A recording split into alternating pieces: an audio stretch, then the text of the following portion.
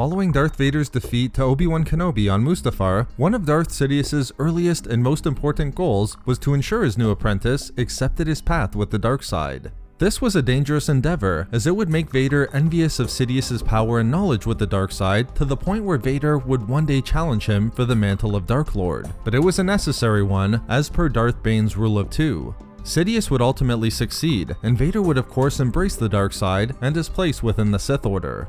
But solidifying Vader's position within the world of the Sith and dark side was only one important element surrounding the transition of Anakin Skywalker to Darth Vader. Sidious knew that Vader also had to become accepted by the Empire, both in terms of the imperial military hierarchy and its galactic citizens. Of course, not everyone would have to view Vader as an endearing figure within the New Order or know every detail about his life. He would merely have to be accepted and his authority legitimized as Emperor Palpatine's second-in-command and enforcer. Sidious wanted to ensure not that his true identity was known, in fact he was happy to allow rumors to continue in this regard, but that Vader's commands were obeyed as if they were the Emperor's personally. There's an interesting piece of Star Wars Legends lore that demonstrates exactly how the Empire ensured that Vader was accepted by the galaxy in the earliest days of the new Imperial Order. They turned Vader into a galactic hero, using techniques very similar to the way in which Anakin Skywalker was revered on the HoloNet during the Clone War, resulting in the Jedi Knight being given the title Hero with No Fear, and which turned Anakin into the face of the Republic's war campaign. In the months after Order 66, propaganda pieces were created by the Empire that positioned Vader as a type of military savior of the new Empire, and the personal handpicked commander of the admired Emperor.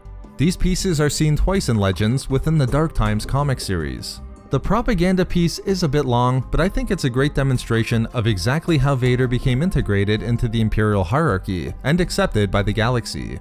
Over images showing Vader leading the Empire's military forces, it states, "Our Empire may be young, but it is strong. While Emperor Palpatine rules from Coruscant, our valiant clone army continues to keep us safe from the galaxy's many threats. And leading our military is the Emperor's handpicked second-in-command, Lord Vader.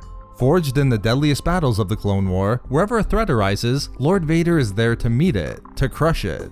Wherever your travels take you in the galaxy, the forces of the Empire are there, keeping you safe and secure." It's obvious what the Empire was trying to do here, and why this piece would be so effective at introducing Vader to the galaxy as a positive force within the Empire. At the time this video would have been played around the galaxy, it was an extremely important time for the Empire. Although the Clone War had ended, Sidious still had the crucial task of extending Imperial authority across the galaxy, annihilating separatist holdouts and pirates, and pacifying enormous sections of the Outer Rim. Therefore, it was still a dangerous time, and the Empire played into this by placing Vader at the heart of the Empire's efforts to regain peace and security throughout the galaxy. And Vader was explicitly stated as being handpicked by Palpatine, who was beloved following the brutality of the previous war. Further tying Vader into the positive elements of the war, the Sith Lord wasn't merely positioned alongside the clone troopers, but he was put forth as the leader of the Imperial military, having been forged in the war together with the clones. In this way, Vader took on a role similar to that of what the Jedi represented during the Clone War, before their so-called treachery. And there's no doubt that Vader was made into an Imperial hero that would keep the galaxy safe and secure. A hero whose actions started with the Republic in the war, and now extended into the Imperial era. The interesting aspect is the examples the propaganda piece uses of Vader's early heroics and efforts for the Empire are all actual events from Legends, seen within numerous comics and the novel Dark Lord: The Rise of Darth Vader. In some cases, the recording is generally correct in pointing out Vader's efforts to assist the Empire, but of course, showing them in a much more favorable light than what it truly was. He did unleash his wrath on the resistance forces of Bandamir when its miners of the rare and extremely valuable Ionite refused to recognize the contracts they had when the Empire replaced the Galactic Republic. He did also help to thwart the coup orchestrated by General Gentis against the Emperor, but of course, the piece says nothing about Gentis's motivations in seeing the Emperor only as bringing continued war and destruction to the galaxy. And Vader did fight against the Wookiees on Kashyyyk, which was more of an orchestrated plan by Vader and Tarkin to root out Jedi survivors and enslave the Wookiees to build the Death Star than any actual uprising. Unsurprisingly, the point of view of the Empire was very different in these instances, but the reliance on Vader's efforts on the planet of Ovatin 7 couldn't have been more untrue. I should quickly note, this was an error within the comic, and referred to the events that actually took place on the planet of Ovatin 12. While the propaganda piece describes Vader as having defended the Imperial AT-AT construction facility, Vader's actions there represented one of his worst early failures as recognized by Sidious.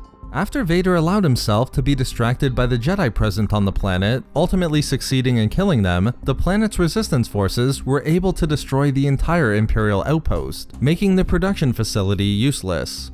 But of course, a true accounting of Vader's accolades was not the goal here, and further demonstrates the propaganda piece was an attempt to introduce Vader as a hero of the Empire, so he could gain acceptance in its earliest days. By positioning Vader as the commander of the clone troopers that continued to fight for the Empire, and having been forged in the Clone War, he could be attached to something already recognizable and a positive force in the Republic's victory, viewed as the Jedi had been during the war. And by focusing on the real efforts the Empire was conducting in pacifying sectors of the galaxy that remained outside of Imperial authority, the Empire made Vader appear necessary for continued safety and security. Therefore, although Sidious and Vader had important goals within the realm of the dark side, the transition from Republic to Empire also required Vader to be introduced to the galaxy and welcomed as an important and crucial component to Palpatine's authority. Turning Vader into a galactic hero was one way the Empire attempted to succeed in this area. So there we have it, how Vader's early missions were used by the Empire.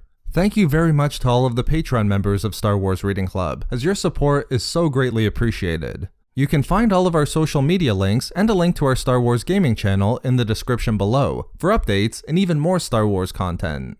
We love making these videos, so why not subscribe for more fun Star Wars theories and discussions. Also, if you enjoyed the video, think about giving a like or leaving a comment.